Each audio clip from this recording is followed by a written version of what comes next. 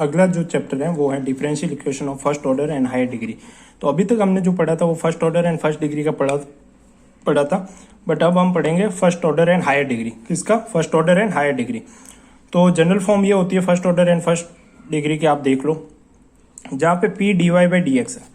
अरे सिंपल सी बात है यार, तुम्हारा फंक्शन इस तरह से दे रखा है D Y by D X square plus Y D Y, इस तरह से एक्स मान लो plus X square equal to जी, ये दे रखा है। ठीक है, अब वाई भी हो सकता है, प्रॉब्लम वाली बात नहीं है, लीनियर डिफरेंशियल इक्वेशन नहीं पढ़ रहे हैं। तो एक्स ये देख लो, पहले हम पढ़ रहे थे डी वाई, सिर्फ डी वाई में, अब जो है पावर 2 हो जाएगी, तो हमें वो वाले पढ़ने हैं और उनका सॉल्यूशन कैसे करते हैं हमें वो देखना है। सिंपल सी बात है। ये देख लो, इसका क्या है, पी एन पावर में हो सकता है, P1 P2 कुछ भी हो सकते हैं, मतलब वहाँ जहाँ पे P1 P2 एक्स में फंक्शन होंगे, ठीक है, वेरिएबल्स होंगे, मतलब फंक्शन होंगे। तो इसको देखते हैं। इसके 3 टाइप है, बहुत छोटा चैप्टर है। इस पे बेसिस से मैं आपको बुक का बता देता हूँ। ये जैसे बुक है, तो ये बुक है अपनी differential equation of first order. इसकी 3 एक्सरसाइज है, ठीक है। तो इसकी 3 एक्सरसाइज है, second I, second J, second जे और सेकेंड के 3 एक्सरसाइज है। तीनों एक्सरसाइज आपको मिलानी है और एक ही लेक्चर में हम इसको खत्म करते हैं। तो सबसे पहली जो एक्सरसाइज है वो सेकेंड आई। तो वो सेकेंड आई है किस पे? Solvable for p. देखो क्या होता है कि अब सेकेंड ऑर्डर का हो गया, ठीक है। तो सेकेंड ऑर्डर का जब हमारा हो गया ये, तो यहाँ पे पी को यानी d Y by D x को हम पी में डिनोट करते हैं, ठीक है, पी में डिनोट कर रहे हैं यहाँ पे d Y by D x को। तो अब ये सेकेंड ऑर्डर का हो गया। तो अब देखो ये सेकेंड ऑर्डर का है अगर यहाँ पे, तो ये क्वाड्रेटिक इक्वेशन बना रहा है कि नहीं बना रहा है, ये देखो। तो ये क्वाड्रेटिक इक्वेशन बना रहा है, ये देखो इस तरह से, ये वाला इक्वेशन ले रहे हैं ना। तो A X square plus B X plus C equation से देख रहे हैं 0। तो अब यहाँ पे ए देखो, पी हमारा एक्स है, तो ए हमारा क्या हो जाएगा 1, ये क्या हो जाएगा बी क्या हो जाएगा 2y cot x, और सी क्या हो जाएगा -1, सॉरी -y स्क्वायर होगा ना सी, ओके, ये होगा सी -y स्क्वायर। तो अभी क्वाड्रेटिक इक्वेशन है, तो मैं क्या करूंगा, इसके सीधी दराचार्य से पी की वैल्यू निकालूंगा इस तरह से। अब देखना आप आराम से समझना। तो पी की वैल्यू आ गई है, किस तरह से सॉल्व करते हैं वो एक तरीका है, मेथड है, ठीक है, ये देखना। तो पी की वैल्यू आई, फिर मैंने ये करा, देखो ये इसको सब सॉल्व करा, तो यहाँ से क्या है, यहाँ वाई स्क्वायर और 4 कॉमन आ रहे थे, तो मैंने वाई स्क्वायर को कॉमन नहीं लिया, लेकिन यहाँ से 4 कॉमन लिया तो 2 बार आ गए, तो 2 कट गए। तो यहाँ पे minus cot x plus minus y cot square x, तो यहाँ पे कितना आ जाएगा cosec x minus y cot x plus minus y cosec x, okay. तो ये हमारा ये आ गया, और फिर हम देखते हैं क्या है कि वाई को कॉमन ले लिया। तो हम क्या करेंगे, प्लस माइनस है ना बीच में, तो एक बार प्लस लेंगे एक बार माइनस लेंगे, ठीक है, एक बार प्लस और एक बार माइनस। तो हम देखो यहाँ पे वाई हैं और माइनस वाई कॉट एक्स, तो इसको थोड़ा सा सॉल्व, इस साइन और कॉस में बदल दिया, साइन और कॉस में बदल दिया, तो हम सॉल्व करेंगे। यहाँ पे ये मत भूलना कि पी हमारा क्या है, D Y by D x है। क्या है पी हमारा? D Y by D x, okay. तो यही सवाल कंटिन्यू करते हैं। तो ये सवाल देखो, तो पी हमारा एक बार प्लस में लिया था एक बार माइनस में, तो इसको थोड़ा देखो माइनस को घुमा के हम ऐसा लिख सकते हैं। तो y के साथ dy को भेज दिया और dx को इस तरह भेज दिया, ओके। तो p को हमने क्या लिख दिया, dy बाई dx लिख दिया, ये लिख दिया। अब क्या कर सकते हैं, देखो यहाँ से 2 मेथड हो सकती है, या तो वापस आप cos x और cot x में चले जाओ और वहाँ से सॉल्व कर लो, ठीक है।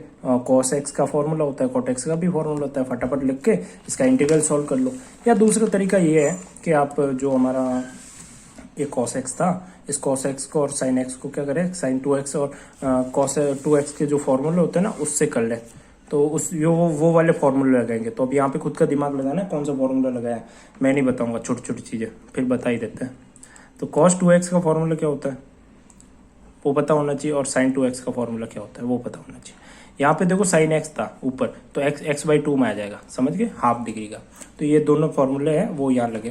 तो ये प्लस साइड आल चल रही है, ये नेगेटिव साइड, ठीक है। तो हमने पिछले वाले पेज पे प्लस और माइनस लिया था, तो वो साइड चल रही है, तो भूलना मत।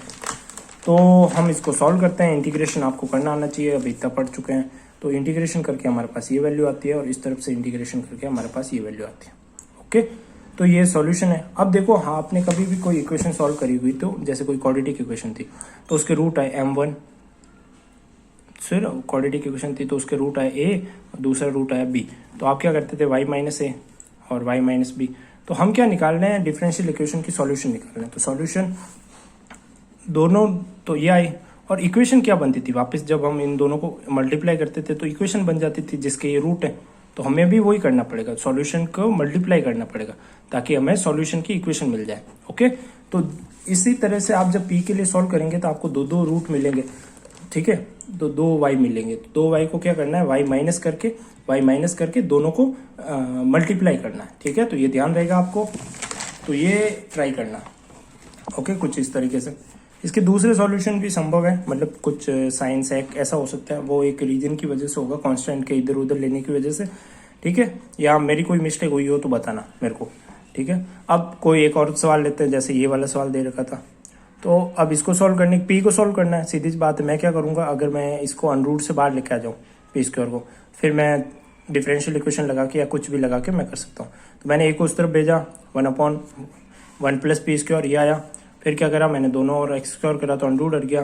फिर मैंने इसको 1 प्लस पी स्क्वायर को इस तरफ भेजा और इसको ओपन करा, या इतनी ओपन करने की जरूरत ही नहीं पड़ी।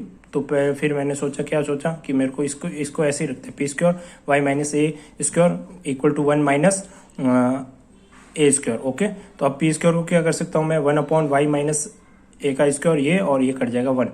अब क्या कर सकता हूँ, यहाँ पे पी को हटाऊंगा तो प्लस माइनस अनरूट ये आ जाएगा। अब पी हमारा पता है dy बाई डी एक्स होता है, पी हमारा पता है dy बाई डी एक्स होता है, तो ये वाला आ गया। ओके, ये आया। अब हम क्या करेंगे, यहाँ पे 1 माइनस अनरूट है और y को y की तरफ, x को x की तरफ भेज देंगे।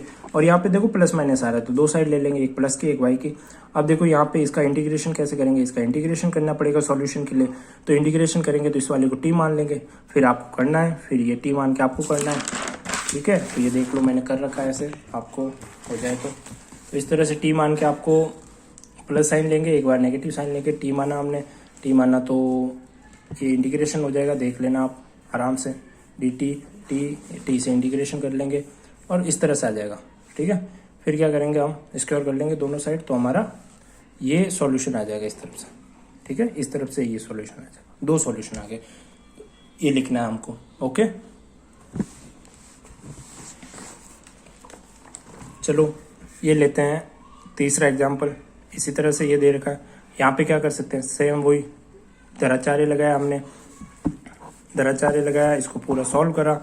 तो अब बार बार क्या बताया कि कैसे सॉल्व करा, तो वो पता ही आपको दराचार्य कैसे लगता है, जो ये बी हो जाएगा, ये पूरा सी हो जाएगा, ये ए हो जाएगा, तो उन सब की वैल्यू रखी है बस, सीधा सीधा सा। ये सब मैंने सॉल्व करके ये पीछे मेरा ये बचा, ठीक है, ये पीछे मेरा ये बचा। और अब देखो यहाँ पे एक ट्रिक होगी, क्या ट्रिक होगी कि y बाई एक्स, अब ये क्या है, सेपरेट नहीं हो रहे, तो सेपरेट नहीं हो रहे तो हमने पढ़ रखा था कि होमोजीनियस फंक्शन को कैसे करता है। तो यहाँ से होमोजीनियस स्टार्ट होगी, तो होमोजीनियस को सॉल्व करके मैंने v में ले गया और v में ले जाके मैंने उसको सॉल्व कर दिया।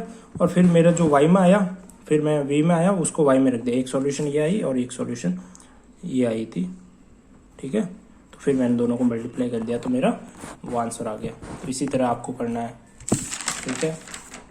कई बार क्या होगा कि दोनों सॉल्यूशन नहीं आएगी, ठीक है, तो आपको वो वहीं रख देंगे, वो आप भी आगे वाले एक्सरसाइज में आपको पता चल जाएगा। तो इस तरह से ये आंसर आ जाएगा। ये दूसरा आंसर, उस दूसरे में थोड़ा सा मेथड चेंज कर दे तो ये भी आंसर आ सकता है उसका। ये वाला क्वेश्चन है, ये वाला भी बता देता हूँ। अब देखो इसमें क्या है कि इस क्वेश्चन में थोड़ा सा आइडिया नहीं लगता, बुक का क्वेश्चन है एक्सरसाइज का। तो किसी भी क्यूबिक इक्वेशन का जो हमें निकालता है कि किससे सेटिस्फाई होती है, ठीक है, तो हम क्या करते हैं, सी अपॉन ए करते हैं। क्या करते हैं, सी अपॉन ए। और जो सी अपॉन ए होता है उसके जो जो रेशियो होते हैं, जैसे ये सी अपॉन ए किस किस से डिवाइड हो सकता है, जैसे सी अपॉन ए इस इक्वेशन क्या है, X cube Y cube upon A, तो ये किस किस से डिवाइड हो सकता है, एक्स वाई से डिवाइड हो सकता है, एक्स क्यूब वाई क्यूब से हो सकता है, इससे डिवाइड हो सकता है, इससे डिवाइड हो सकता है, इससे डिवाइड हो सकता है। तो ये सभी क्या है, इसके रूट है। तो ये एक जनरल चीजें आ गई हमारे पास। अब हम इनमें से कोई एक वैल्यू रख के हम ये पता कर सकते हैं कि ये किससे सेटिस्फाई होगा। तो मैंने एक्स वाई को रखा और मेरा चांसेस बढ़िया थे कि क्या होगा कि एक्स वाई से सेटिस्फाई हो गया। तो मेरा एक, क्योंकि ये क्यूबिक थी तो मेरे को 3 रूट चाहिए, तो एक आ गया पी एक्स वाई, एक रूट ये आ गया। अब दूसरे दो रूट इसके अंदर क्वाड्रेटिक भी है क्यूबिक के अंदर, तो एक रूट तो ये आ गया और दूसरा रूट मैं कैसे निकालूंगा, इस तरह से डिवीजन मेथड से, ठीक है। डिवीजन मेथड से आपको आनी चाहिए, तो इस डिवीजन मेथड से निकालूंगा और उससे श्री दराचार्य से पी के 2 और रूट आ जाएंगे, ठीक है, और p का ये आ जाएगा। तो इन सबको सॉल्व करके मेरे पास p की कितनी इक्वेशन आ जाएगी, 3 आ जाएगी, सॉरी y की कितनी 3 इक्वेशन आ जाएगी, या जो सॉल्यूशन आ जाएगी वो सॉल्यूशन आ जाएगी। तो वो आपको लिखना है। तो ये सवाल आपको करना है, मेरे को सिर्फ इतना समझाना था कि इसमें x y होगा, बाकी आपको आप कर लो। अगला क्वेश्चन है, ऐसा कैसा है, सेम यही क्वेश्चन है, इस तरह क्यूबिक है। मैंने कहा क्या, रेशियो अपॉन ये। तो अब ये किस किस से डिवाइड हो सकता है, माइनस बी एक्स से हो सकता है, इस खुद से हो सकता है, ए अपॉन 1 अपॉन ए स्क्वायर माइनस एक्स स्क्वायर से हो सकता है। ठीक है, तो सेम मेरी किस्मत अच्छी थी, तो p बराबर माइनस एक्स से ये पूरा सेटिस्फाई हो रहा है। तो मेरा एक रूट क्या आ गया, p बराबर माइनस बी एक्स, एक ही आ गया। अब दूसरी इक्वेशन निकालने के लिए मैं क्या करूँगा, डिवीजन मेथड लगाऊंगा। अब देख लो आपके सामने डिवीजन मेथड है। डिवीजन मेथड किस तरह से लगाते हैं आपको पता होना चाहिए कि यहाँ पे मेरे को p क्यूब बनाना है। तो p को p स्क्वायर से इस तरह से, ठीक है, p को इस किसी ऐसे से गुणा करना पड़े कि p क्यूब बन जाए। तो मैं p स्क्वायर से गुणा करूंगा, तो मैंने लिख दिया p स्क्वायर यहाँ पे, तो p क्यूब आ गया यहाँ पे। ठीक है, अब bx से भी p स्क्वायर का गुणा होगा, तो ये आ गया bx p स्क्वायर, ये दोनों कट गए। ठीक है, फिर आगे क्या बचा, माइनस ये वाला, इसको मैंने एज इट इज नीचे लिख दिया। अब मेरे को ये बनाना है, ये बनाने के लिए मैं इसको किससे गुणा करूँ, देख लो, माइनस इससे गुणा करूंगा, माइनस ए अपॉन एक्स स्क्वायर से, तो मेरा ये बन जाएगा, फिर ये कट जाएगा, तो पूरी तरह डिवाइड हो गया। तो मेरी जो ये दो इक्वेशन बन जाएगी, ये जो क्यूबिक इक्वेशन थी वो इसमें टूट जाएगी। तो एक तो ये रूट आ गया और एक ये आ गया p के सामने। तो मैं इन सबको सॉल्व करूंगा तो मेरे पास p की 3, ये y एक इस तरह से, एक इससे आएगी और एक इससे आएगी। तो ये इंटीग्रेशन आपको करना है x का और इसका। ओके, ये साइन का हो जाएगा डायरेक्ट और ये भी साइन का हो जाएगा। तो आपको ये सॉल्यूशन करनी है। ओके, तो मैं मेथड बता दिया ये। तो ये किसके लिए पहला टास्क था, सॉल्वेबल फॉर p, किसके लिए, सॉल्वेबल फॉर p। तो इस तरह से करते हैं कि p को क्वाड्रेटिक के या उसके। तो ये एक्सरसाइज आपको करोगे, बहुत सारी प्रैक्टिस करोगे तो आपको खुद समझ आ जाएगा किस तरह से करना होता है। ओके, चलो दूसरा मेथड है अपना इसी का एक्सरसाइज का, जो एक्सरसाइज बेस्ड है 2J पे। वो पहले पे किस पे थी, 2I पे। ठीक है, पहले वाली जो हमने अभी पढ़ा, तो 2I उस पे है। तो अब 2J पे करते हैं। तो इक्वेशन सॉल्वेबल फॉर y और इक्वेशन सॉल्वेबल फॉर x। देखो ये वाला क्वेश्चन है, क्या मतलब है y और x के लिए मैं बताता हूँ। तो आप क्या करते हो, सिर्फ y को सेपरेट कर लेते हो, मैं बताता हूँ, अभी इक्वेशन से समझ लेंगे हम। जैसे ये कोई इक्वेशन है, आप उसको पुरानी मेथड्स जो हमने अभी सीखी उससे भी कर सकते हो क्वाड्रेटिक बना के, बट ये सीखते हैं। तो इसमें क्या होता है कि इसमें आप y को पूरा सेपरेट कर सकते हो, सेपरेट कर लिया। ठीक है, जब आप y को सेपरेट करो तो उसका x के साथ क्या करो, डिफरेंशिएट कर लो। तो dy अपॉन डी बन जाएगा। ठीक है, माइनस p और x में क्या u डॉट v हो जाएगा, तो माइनस p इसका और x का हो जाएगा 1, और फिर एक बार माइनस x बार और dp अपॉन dx आ जाएगा। आएगा कि नहीं आएगा बताओ। फिर यहाँ पे x4 और p स्क्वायर का करेंगे। ठीक है, तो ये कितना आ गया, plus x4 plus 2p dp upon dx, और फिर किसको, x4 का करेंगे तो 4x क्यूब आ जाएगा और p स्क्वायर को बाहर रख देंगे। ठीक है, ये आ गया। ये आपको नहीं भूलना है कि dy अपॉन dx किसके इक्वल है, p के। ठीक है, तो मैं यहाँ पे क्या रख सकता हूँ, इसको p। अब देखो जो dp अपॉन dx की टर्म है, मैंने उन सबको पास में लेके आ गया और p वाली टर्म को मैं उस तरफ भेज गया, तो ये हो गया 2p, और ये वाली टर्म को भी मैंने उस तरफ भेज दिया। तो अब मेरे को कुछ इस तरह से बनाना है कि कट जाए। तो ये देखो 2p को मैंने कॉमन लिया, तो 1 minus 2x cube upon p square, और x 2x cube p minus 1। Okay, ये देखो ये इस तरह से। अब ये उल्टा है, देखो है तो सेम, यहाँ से x कॉमन लिया तो मेरे पास ये बन गया, लेकिन उल्टा है तो मैं माइनस बाहर लेके कर सकता हूँ, इसको कट जाएंगे तो -1 बचेगा यहाँ से ये। ठीक है, तो ये समझ आना चाहिए ना, इसको माइनस बाहर लूंगा तो 1 minus 2x cube upon p हो जाएगा, तो -1 बच जाएगा। अब देखो ये x का x, p का p, ये आ गया। अब क्या करते हैं, सॉल्युबल फॉर x और सॉल्युबल फॉर y में क्या करते हैं कि हम p और x की वैल्यू निकालते हैं, सॉरी इस तरह से करते हैं। अब ये सॉल्यूशन आ गई। अब यहाँ से हमें क्या करना है, p की वैल्यू निकालनी है। p की वैल्यू हमने निकाल ली। ठीक है, यहाँ से p की वैल्यू आ जाएगी xc। ठीक है, xc, और ये 1 अपॉन c को आप कैपिटल C भी लिख सकते हो, c अपॉन x p, नया कॉन्स्टेंट। तो p की वैल्यू निकालनी है सॉल्वेबल फॉर। जब भी सॉल्वेबल फॉर वाले आप सेकंड जे करोगे तो आपको क्या करनी है, p की वैल्यू निकालनी है, और इस p की वैल्यू निकाल के आपको कहाँ रखनी है, जो हमारी ये इक्वेशन थी इसमें p की जगह ये रख लेनी। तो ये हमारी आंसर हो जाएगा, ये हमारी सॉल्यूशन हो जाएगी, ये डिफरेंशियल इक्वेशन। ठीक है, तो ये देखो इसको हमने यहाँ पे रखा, तो ये हमारी सॉल्यूशन हो जाएगी। ये हर में करना। ठीक है, अब देखो मैंने क्या कहा, ये y में सेपरेट कर सकते हैं y को, इसको। तो हम क्या करेंगे, एक्स के रिस्पेक्ट में सबसे पहला काम dy बाई डी एक्स करेंगे। कर लिया dy बाई डी एक्स, फिर हमारे पास ये आया, ठीक है, dy बाई डी एक्स करा तो 1 + a 1/p² dp ये आ गया।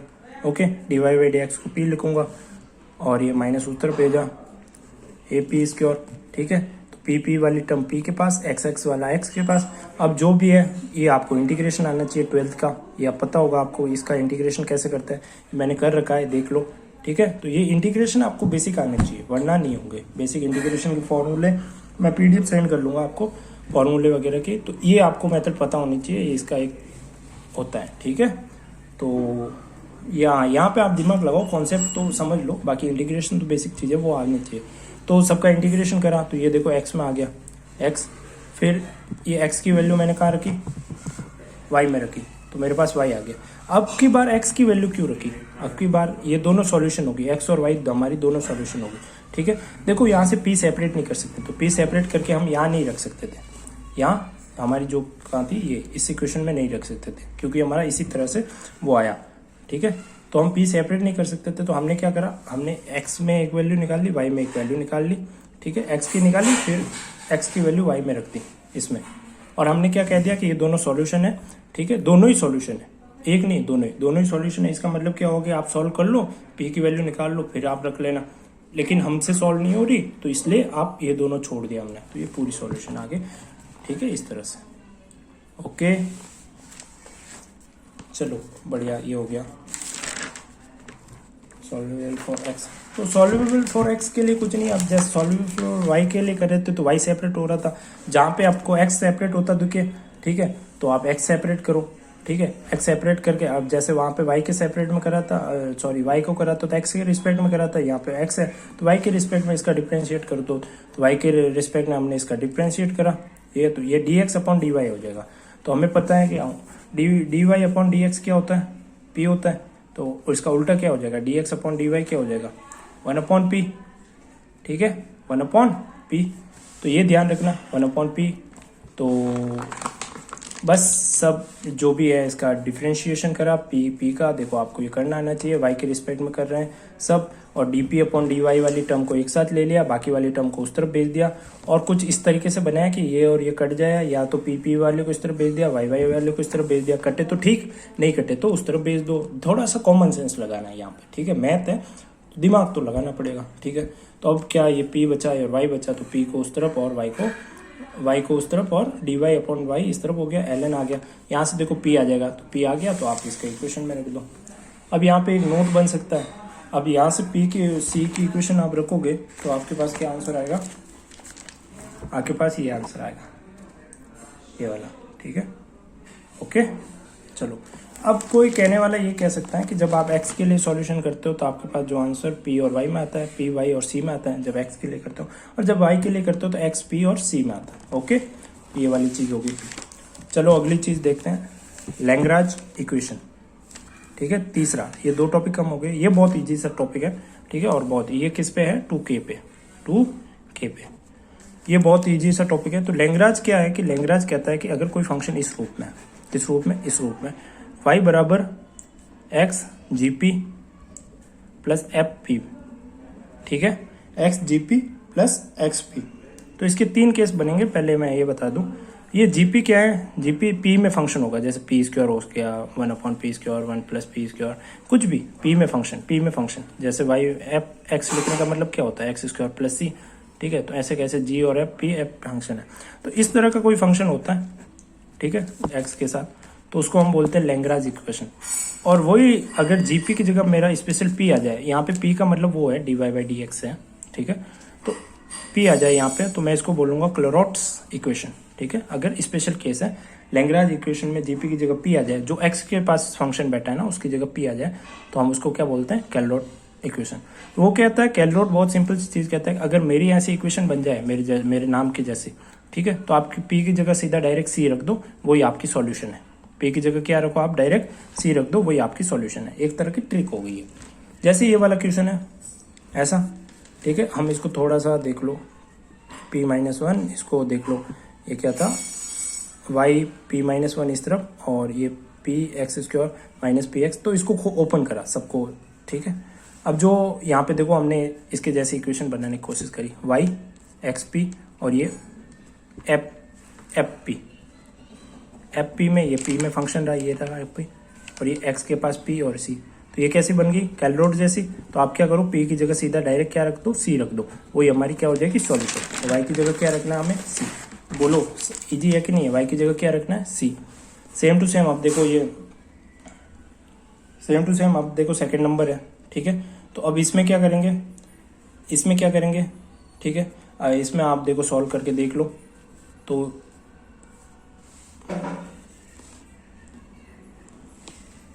ये शायद गलत हो गया, हाँ ये देखते हैं आगे करा हुआ है, तो आगे करा हुआ है। तो इसको देखो, ये क्या है, इसको सॉल्व करा, तो इसको सॉल्व करने में पे पूरा सबको देख लो, अंदर मल्टीप्लाई करा और ये सब करा, ये देख लेना, ये आप खुद करके देखना साथ साथ मेरे। तो इस तरह करा और ये हमारी इक्वेशन बन गई, बनी।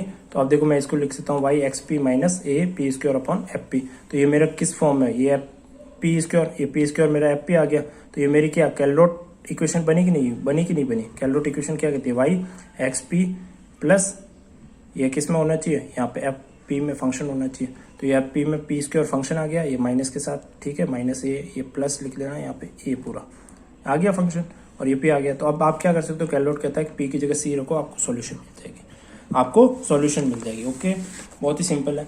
अब अगला क्या होता है कि कई बार क्या होता है कि डायरेक्ट कैलरोट इक्वेशन बनती नहीं है। तो कैलरोट इक्वेशन बनाने के लिए कुछ तरीके होते हैं, ठीक है। तो बहुत सिंपल है, जैसे ये वाली इक्वेशन है ना, कैलरोट इक्वेशन नहीं है। देखो यहाँ पे वाई आ रहा है यहाँ पे, ठीक है। अब जब मैं वाई को उस तरफ ले जाऊंगा तो ये देखो, ये कैलरोट इक्वेशन नहीं बन रही है। तो इसका सिंपल सा रूल है, अगर एक्स और वाई लीनियर में ही हो लगभग, तो आप क्या करो, मोस्टली ऐसा हमेशा जरूरी नहीं है, बट वाई स्क्वायर की जगह आप क्या करो, वी मान लो, ठीक है। जब वाई स्क्वायर की जगह वी मानोगे तो आपका क्या हो जाएगा, 2y d y upon d x d v upon d x, ये आ गया। अब d Y by D x की जगह ये और 1/2y, और y की जगह क्या रख सकते हैं, रूट वी, ये। तो ये हमारा था पुराना p, और ये जो ये क्या बन जाएगा, नया p। ये क्या बन जाएगा हमारा नया p। तो अब हमें क्या करना है, जहाँ जहाँ पे पुराना p था उसकी जगह ये पूरा टर्म रख लेना, और जहाँ, ठीक है, पूरा रख देना। और जहाँ जहाँ पे y था वहाँ पे हम क्या रखेंगे, रूट वी। y था जहाँ पे y की जगह, ठीक है, क्योंकि हमने वाई स्क्वायर बराबर वी माना। तो हमारी इक्वेशन ये थी, ये बनी ये।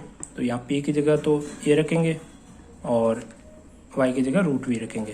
तो ये देख लो, मैंने y की जगह रखा, ये रूट वी रखा, सब कुछ p जो था वो सब कुछ यहाँ रख दिया,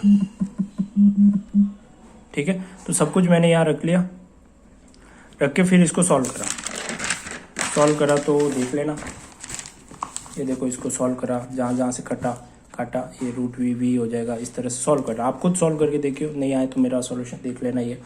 तो इस तरह से ये सब कुछ करा और सॉल्व करा।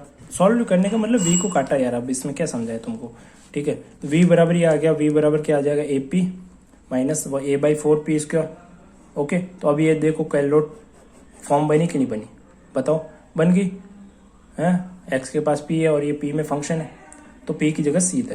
तो इस तरह से क्या होता है कि कई बार हमें नहीं दिया होता है कि कैलरोट फॉर्म नहीं बनती है, तो हम कैलरोट फॉर्म बनाते हैं। तो कई बार तुम्हें सिंपली अपने दिमाग से ये मान लेना, अगर x और y है सिर्फ, ठीक है, मतलब ऐसे सिर्फ 1 की पावर में, तो v बराबर वाई स्क्वायर मान के कर लेना, और पुराना d Y by D x की जगह आपको नया रखना है, ठीक है। और ये यहाँ पे मैं एक बात बताना भूल गया, जो हमारा नया जो क्या आया था, d v upon d x आया था, हम उसको नया p मान देंगे, ठीक है। और नए p के लिए कैलरोट इक्वेशन बनेगी, ठीक है। और जो v था उसके लिए वापस वाई स्क्वायर रख देंगे, और p को नहीं हटाना, पुराने p नहीं रखना, वो नया p रखना है। ओके, मेरी बात समझ आ गई होगी आपको, और कोई डाउट आए तो बता देना। चलो लास्ट केस सिंपल है। देखो आपको कई बार ऐसा दे दिया होगा कि आप मान लो एज्यूम v बराबर है, मान लो वाई स्क्वायर बराबर है, एक्स स्क्वायर बराबर, और कैलरोट से करो, तो मोस्टली क्वेश्चन में ऐसा दे देगा, ठीक है। अब ये क्या है, देखो यहाँ पे मैंने क्या कहा, x की पावर 1 और y की पावर 1 आए, तब तक आपको ये मान लेना है अगर कैलरोट नहीं बन रही है तो। लेकिन अगर स्क्वायर में आ जाए तब आप क्या करो, एक्स स्क्वायर की जगह u मान लो, वाई स्क्वायर की जगह v मान लो, जैसे ये वाली इक्वेशन है। तो अब ऐसे मानेंगे तो 2x dx upon dt du by dt आ जाएगा, और ये आ जाएगा, ठीक है। तो हम इसको dy बाई dt निकालेंगे, तो dy बाई dt निकालने पे क्या हो जाएगा, ये dv अपॉन dx आ जाएगा x अपॉन वाई। तो पुराना p ये था और नया p ये बन जाएगा। ठीक है, पुराने p की जगह ये पूरे टर्म रख देंगे इक्वेशन के अंदर। वाई स्क्वायर की जगह यू, वाई की जगह ये रखना है और x की जगह रूट v रखना है। ठीक है, तो ये सब कुछ इसमें रखा। रूट यू कॉमन आ रहा था, रूट यू काट लिया, रूट वी भी कॉमन आ रहा था, रूट वी काट लिया, और जो ये पीछे बना वो न्यू पी, समझ रहे हो आप, न्यू पी इस तरह से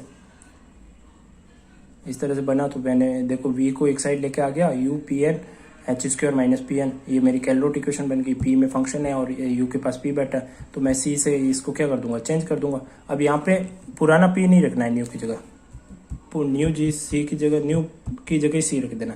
अब एक बार ये सी रख दिया, फिर आप वी और यू को क्या करो, वाई और एक्स में वापस कन्वर्ट कर दो, ये मेरी सॉल्यूशन आ गई। ठीक है, तो आपको बनाना है, क्या बनाना है आपको, कैलरोट इक्वेशन बनाना है। तो आपको अच्छे से वापस से सुनना, अगर समझ नहीं आया हो तो, बाकी कोई डाउट हो तो पूछ लो। चलो बाय। यहाँ पे हमारा ये चैप्टर खत्म हो गया। ठीक है, तो 2 एक्सरसाइज के कर लेना। तो हमारे ये वाला चैप्टर खत्म हो गया है। चैप्टर का नाम है degree of first order and higher degree, differential equation of first order and higher degree. तो इसके 3 एक्सरसाइज थे, तीनों एक्सरसाइज का थ्योरम मैंने समझा दिया। बाकी प्रैक्टिस पे, जितना प्रैक्टिस करोगे उतना अच्छा आपका होगा।